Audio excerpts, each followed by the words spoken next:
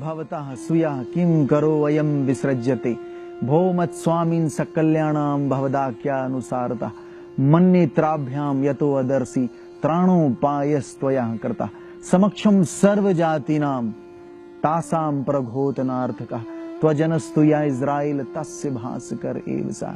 Simone प्रभु यीशु को अपनी गोद में लेकर ये सुंदर बात कहते हैं कि हे प्रभु, अब अपने दास को शांति से विदा कर दीजिए, क्योंकि मेरी आंखों ने आपके उद्धार को देख लिया है, जिसे आपने सारी मानव जाति को दिया है। और ये सारी मानव जाति को आलोकित करने वाली, प्रकाशित करने वाली ज्योत है और आपकी प्रजा इज़राइल के लिए गौरव है।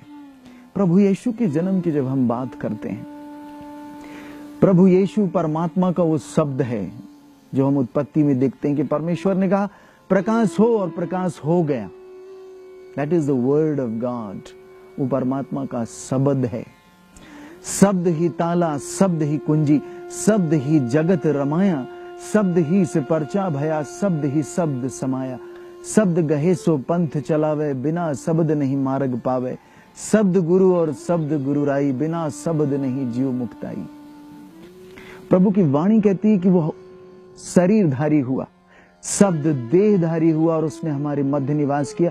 हमने उसकी ऐसी महिमा देखी जैसे पिता के इकलौते पुत्र की, जो अनुग्रह और सत्य से परिपूर्ण है। प्रियो, सत्य ऐसे नहीं जाना जा सकता। सत्य को जानना बहुत कठिन है जब तक कि अनुग्रह ना आए। इसलिए कहता है परिपूर्ण प्रसादेन सत्येन च। सत्य को जानना बहुत कठिन है, असंभव है। और सत्य तभी जाना जा सकता है जब उस पर अनुग्रह विराजमान हो जाए, प्रसाद विराजमान हो जाए। प्रभु की वाणी में कहता है सत्यस्य ज्ञास्यत सत्येन स्वाधीनी कारिष्य द्वेचा। तुम सत्य को जानोगे और सत्य तुम्हें स्वतंत्र करेगा, मुक्त करेगा, आजाद करेगा। प्रियो, जब हम भगवान यीशु की बात करते हैं, पूर्ण अवतार की हम बात करते हैं, वो परिपूर्ण सप्रसादेन सत्येन च, वो सत्य मांस रूपी लेके हमारे बीच में आया।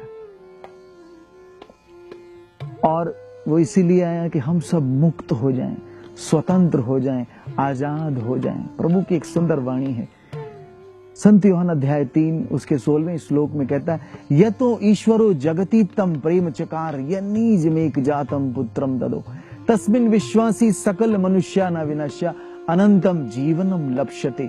परमेश्वर ने संसार से ऐसा प्रेम किया कि उसने अपना इकलौता पुत्र दे दिया, ताकि जो कोई भी उस पर विश्वास करे वह नाश न हो, वह भटके नहीं, परंतु अनंत जीवन पाए, मोक्ष प्राप्त करे। प्रभु यीशु कहते हैं अहमेव पंथः सत्यश्च जीवनश्च। मैं मार्ग हूं, सत्य हूं और जीवन हूं। परमात्मा का शरीरधारी होना हमारे लिए मार्ग प्रशस्त करना है। और जो कोई उस मार्ग में, जो जो बातें भगवान यीशु ने कही वे मार्ग हैं। जब हम उसमें चलना शुरू करते हैं तो हमको सत्य प्रकट हो जाता है। और जिसको सत्य प्रकट हो जाता है, प्राकृतिक रूप से, सरल रूप से उसको जीवन प्राप्त हो जाता है। Jesus says, I am the way, the truth and the life. And whoever walks in his path, in his teachings, he finds the truth. And the very moment a person finds the truth, he finds life. और ईश्वर की इच्छा है कि हम सब उस शब्द के द्वारा जीवन प्राप्त करें। वो शब्द हम पर मांस रूप धारण करे, उस ईश्वर का शब्द हम पर उतर जाए, हमारा हिस्सा बन जाए, तभी जीवन का कल्याण है। प्रभु यीशु कहते हैं प्रभु प्रभु रटने वाला हर कोई स्वर्ग न जाएगा, पिता की आज्ञा पर जो चलेगा वही स्वर्ग पाएगा।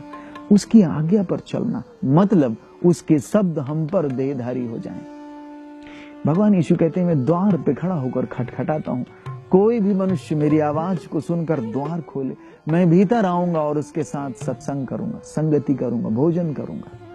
परमेश्वर, भगवान, परम प्रभु हमारे साथ सत्संग करना चाहते हैं। मेरी प्रार्थना है जब प्रभु हमारे साथ सत्संग करते हैं, एक बहुत सुंदर बात है कि जब तुम वीणा के तार कसो, यह गायक मन गंधर्व बने, और तुम ही अगर संग संग बसो, हर पल जीवन का पर्व बने। जब ईश्वर हमारे साथ आते हैं, हमारे साथ हो लेते हैं, जब वो शब्द हम पर देहधारी होता है, हमारा जीवन पर्व बनता है, सेलिब्रेशन बनता है, उत्सव बन जाता है। और जब तुम्हारा जीवन उत्सव होगा, तुम्हारे आसपास भी पटाखे फूटेंगे, तुम्हारे आसपास भी दिवाली होगी। और यही ईश्वर की हार्दिक कामना है। भगवान कहते हैं, भो परिश्रांता भाराक्रांतश्च सर्वे मम समीप मायात तेना हम युष्मान विश्रामश्यामि। ये सब थके और बोझ से दबे लोगों, मेरे पास आओ, मैं तुम्हें विश्राम दूंगा। ये जो यीशु जी का जन्मोत्सव है, प्रत्येक मानव जाति के लिए विश्राम है, बुलाहट है। और मेरी प्रार्थना है, ईश्वर की वाणी सब पर देहधारी हो और प्रभु का वो पूर्ण अवतार सबके लिए कल्याण का, सबके लिए जीवन का, सबके लिए सत्य का, सबके लिए सुंदर मार्ग का कारण बने। तथास्तु।